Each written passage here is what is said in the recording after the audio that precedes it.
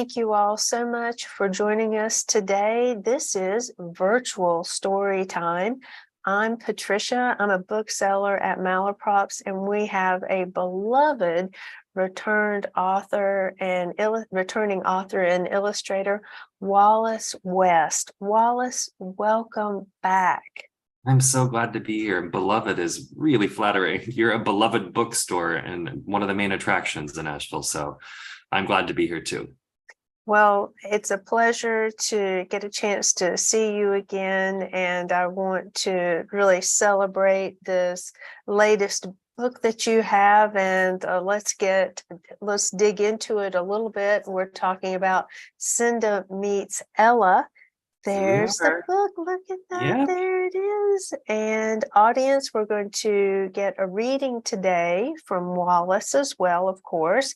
But before we do that, Wallace is going to tell us a little bit more about the story of how Cinda Meets Ella came to be. Wallace, what can you tell us? Well, for those of you who know, the preceding book was Mighty Red Riding Hood, so my take on Little Red Riding Hood. And when it came time to do a follow-up to it, I thought, what is another really beloved tale? And we all thought, Cinderella is a really good one. It's very familiar. There have been so many iterations of it. The story frontward and backward. But that being said, it's like, how do we translate this to something that'll fit within the fairly queer tale world? And where is it going to be set? And how are we going to make it a little bit different? So all of those challenges were fun. What really set the tone for it was I was talking to a friend of mine. I was like, I'm working on the manuscript and I don't want it to be a love story. And I want it to certainly be something where Cinda is going to be in charge of her. She's going to have some ownership over her fate. She's not going to be sitting around and waiting. There's not going to be a Prince Charming. And we didn't want it to be a love story, but there needed to be something. And he was like, well, I think it's less about love and more about a connection. And there's something about that word connection. I was like, that's it. It's just somebody connecting with somebody else. They have like minds and they're going to ride off into the sunset at the end of this story. So that sort of set the tone. And while I was creating the book, I was living in San Antonio, Texas, which those of you who know is a pretty sort of hot and warm and desert kind of inspired climate, and there's so many bright colors there, and turquoises and lots of golds, and they really have some beautiful plant life there year round. Cactus flowers I would see on my hikes too, that had these really beautiful sort of fuchsia colors that would just pop in the middle of these sort of drab environments. And so that really influenced the color while I was there, like the really bright blue skies and the desert grounds that are these sort of like hot yellow sands, and then that cactus flower, that really bright fuchsia. And so you'll see all of those within the primary palette of this book. Well, you have, as you mentioned earlier, written Mighty Red Riding Hood, and the School Library Journal has described it as a classic in the making for all fairy tale shelves and sure to be a read aloud favorite. And so I think that everyone is in for a treat today because we're going to get a chance to hear you read aloud. And can you tell us a little bit about what it's like to read to people? What do you enjoy about reading to someone? What I enjoy is just how fun the words kind of feel coming out of your mouth. And if anyone's ever seen the movie Raising Arizona, I love reenacting scenes with Holly Hunter, and she's one of my favorite actors, and her sort of just natural twang is one of the undercurrents and things that I write like this. And so we can credit her with making this a fun read aloud. And if you haven't seen that movie, go see it immediately. So you'll know what I'm talking about. But just like the fun of reading it aloud and the fun of like knowing people are having fun with something that I've helped create is pretty wonderful too.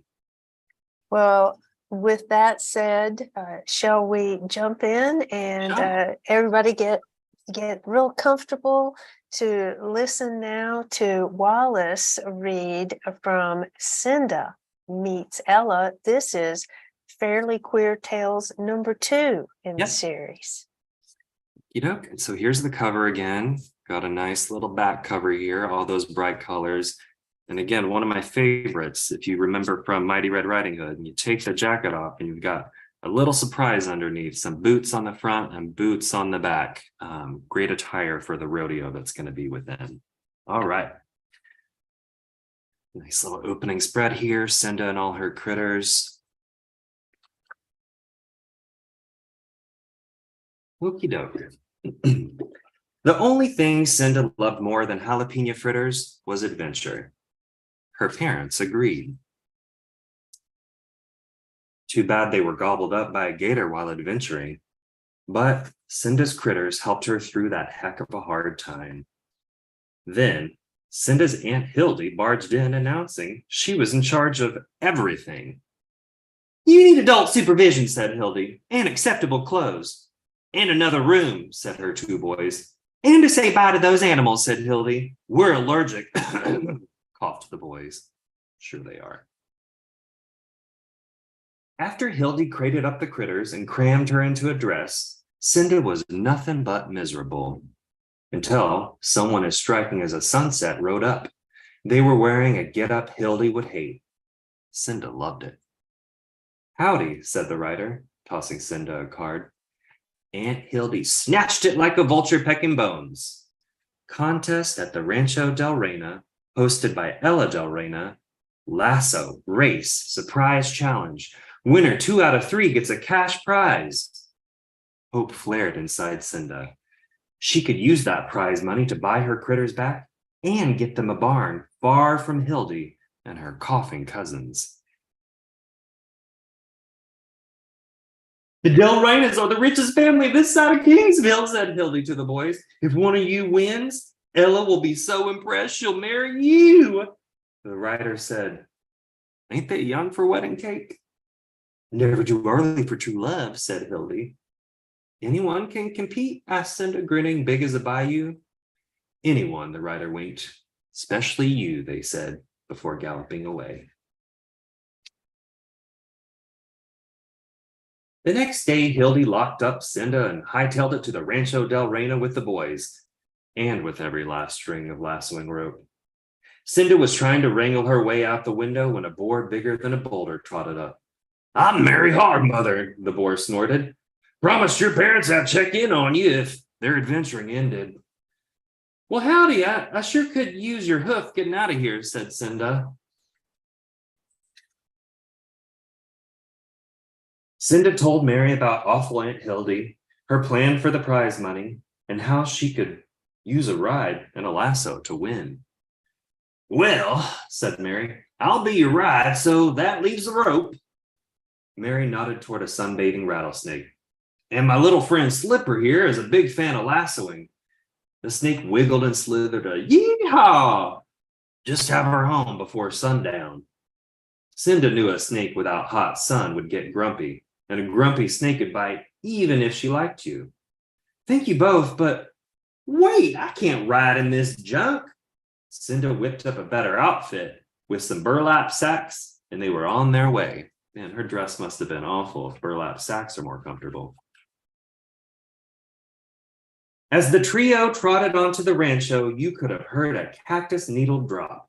Who was this amazing burlap-wrapped contestant on a ginormous pig? Cinda spotted the rider sitting next to someone in a pile of pink ruffles. It must be Ella del Reina. To the corral for the lasso challenge, little Miss Ruffles called. The boys don't look too happy on their pink horses there. Cinda was expecting to lasso a longhorn.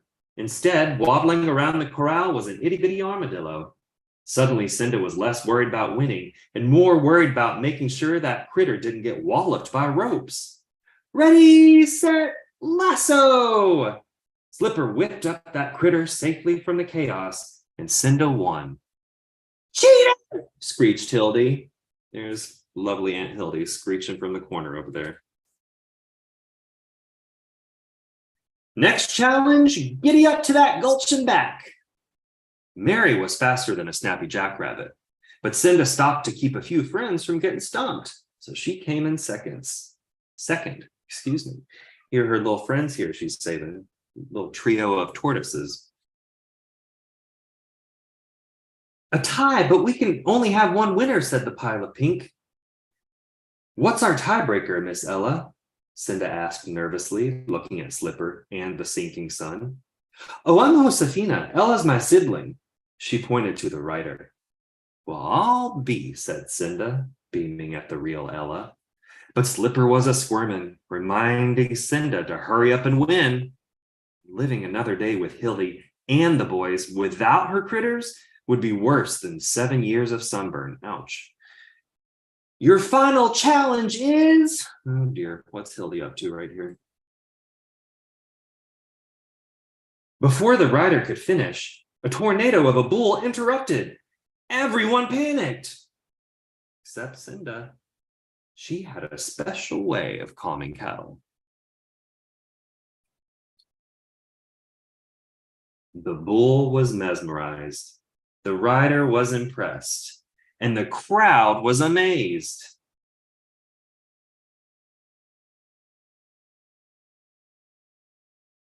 And Slipper was getting cold. Cinda didn't intend to end the day with venom, whether she'd broken the tie or not. We have to giddy up, Mary. They skedaddled before the winner was announced.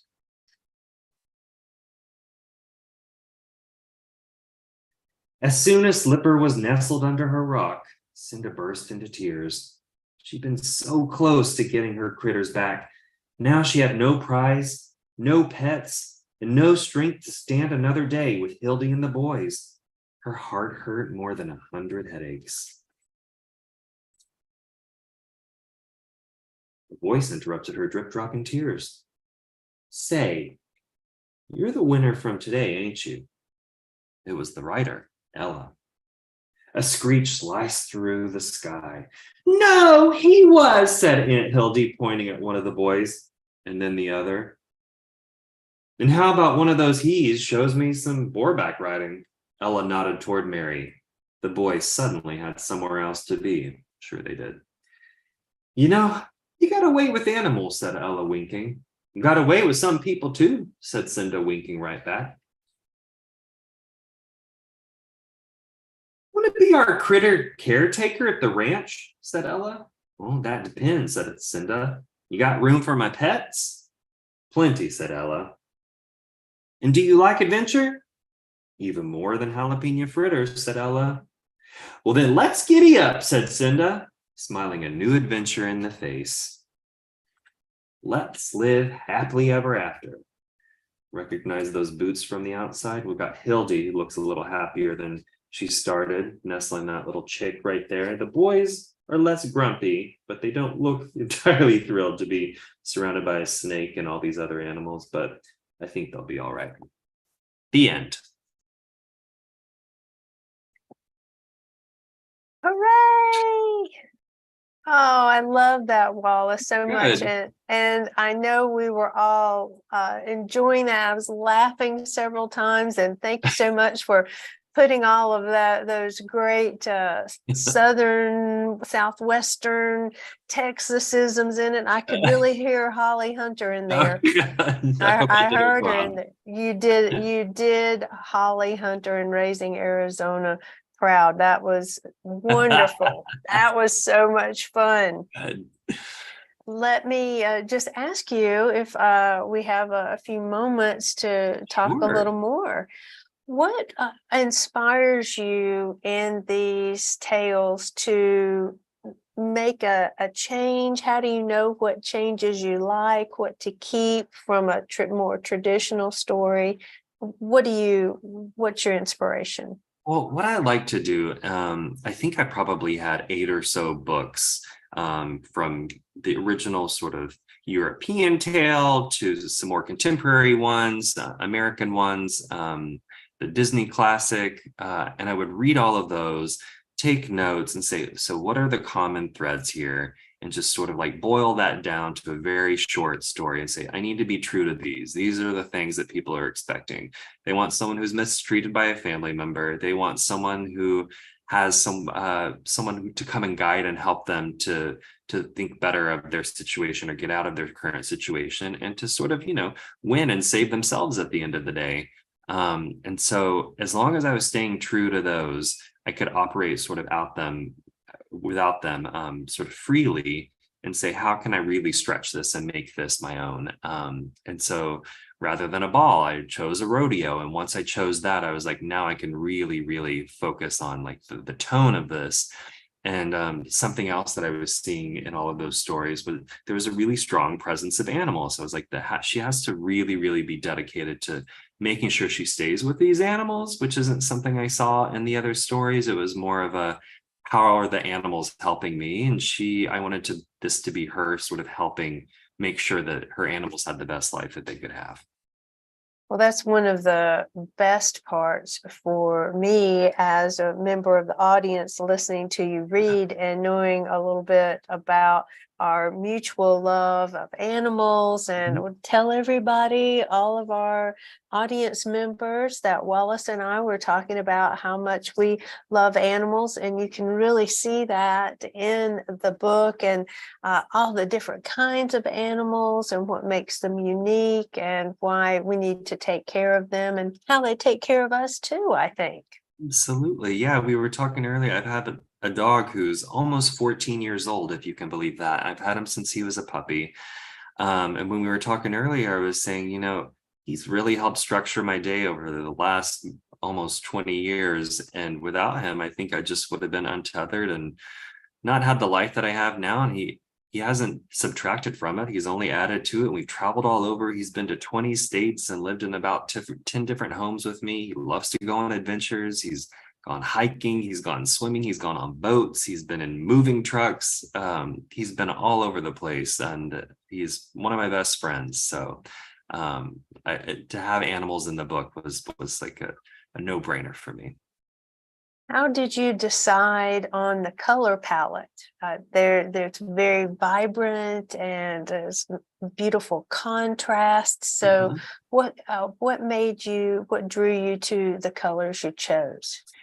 Well, it really started with, I think I might have mentioned a cactus flower earlier. So at a certain time of year, the cacti on the place where I'd go hiking in Texas were just this really, really rich sort of berry color, like pretty much like this. And I was just taking pictures of them. I thought I want to like extract that color and use it. So what could like go with this? And naturally I thought, okay, well, the sun is like this bright gold yellow. And then what goes well with that? And I'm making it sound much easier than it is. It was a weeks-long process of just taking one of the illustration sketches and filtering in those colors and saying, if this thing is going to be purple, where is the yellow going to be? And how can the primary characters sort of not be invisible in comparison to these really, really bright, fun colors?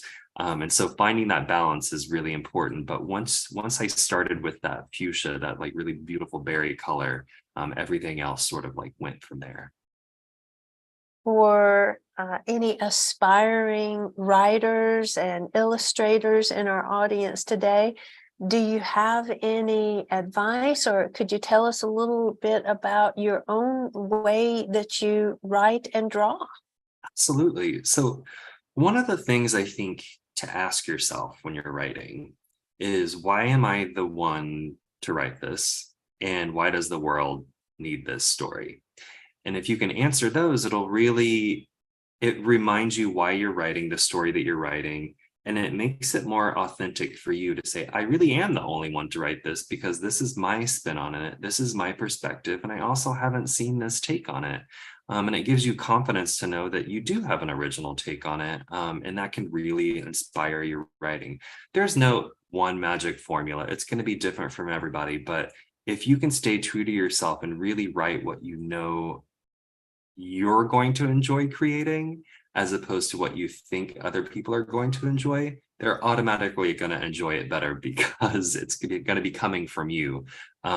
So trust your audience and know they're going to like what you're writing, and trust your gut too. So hopefully that's a little bit of good advice. I know it's very general, but like I said, there's no magic formula. But if you want to write a story and just be true to yourself while you're writing it, and know that you're the only one who can be telling it. Wallace, how did you learn to draw and illustrate? Were you doing that from an early age? Very early age. And I can say the first book that really inspired me was Charlie and the Chocolate Factory, because I liked the story. I liked the tone of it. I liked how sort of bizarre and strange and sort of frightening it was at times, and like nothing I'd ever read. And it was a chapter book, so it felt like it was I felt very grown up reading it at the time, and that there were illustrations in it too, like the picture books I'd been used to reading. Um, and in my head, I thought, well, this is just the same person, so I want to do both of those things too. And I really like Quentin Blake's illustration style, who I later discovered it was a different illustrator, not the same person who'd written the book. And so his illustrations really influenced me from an early age, because I saw like this like very sort of like loose and easy style that felt like it was something I could replicate, as opposed to something that was like, very classically done and meticulous. There was a sort of like free energy to it. And so that inspired me to just like let loose and have fun when I'm creating. And that's something I ask myself when I'm drawing all the time. I'm like, if this is starting to feel like it's work, I'm probably doing it the wrong way. So I make sure that I'm having fun while I'm doing it, which is different from day to day, and changes the medium that I use and changes how I do things. Less Photoshop, more paper cutting, because that's more fun to me than doing something sort of digital. And so it's kind of fun to evolve with your work. But yeah, anything that feels fun feels right to me. Well, you anticipated a kind of a wrap-up question that I had about what do you use? There's a lot of technology out there, but then there are more traditional pen and paper. There's like you said, cutting and making just a little different with construction paper. We've seen a lot of things. Do you need a lot of technology to get started as a young writer and You young really illustrator? You really don't. So for this particular book, I did do a lot of what I sort of call like a digital collage work, which essentially just makes it move a little bit faster. But everything that I do can essentially be done with paper yourselves if you just want to layer it on top and make a copy of it, etc. I think that's all you need is like a little studio with some paper, some paints, some pencils. You can cut it out, you can draw it, you can photograph it with your phone. There's so many amazing things to make things a little bit easier. You don't need a lot of tools in a big studio, and you can be very mobile with it. I'm on the road a lot and I travel a lot, so I like to do things that I make sure I can do anywhere, and I don't need an entire studio with me. I just spent a month abroad, and it was a fun adventure to just make sure I didn't bring any of my art supplies. I sought out an art supply store abroad. I was like, let's see what this experience is going to be like from top to bottom. And it totally turned things around for me. So I like the liberty of being able to change and not being so strict and like tied to a certain medium or a certain tool or any sort of like app or anything. But there are so many things to make it easier. Well, we've been listening today to author and illustrator Wallace West. He's our beloved return guest, and Wallace did an incredible reading of his latest book, Cinda Meets Ella. Wallace, thank you so much for being here for our virtual story time today and joining us. We can't wait to have you back. It was a pleasure as always. My pleasure too. Thank you so much for having me.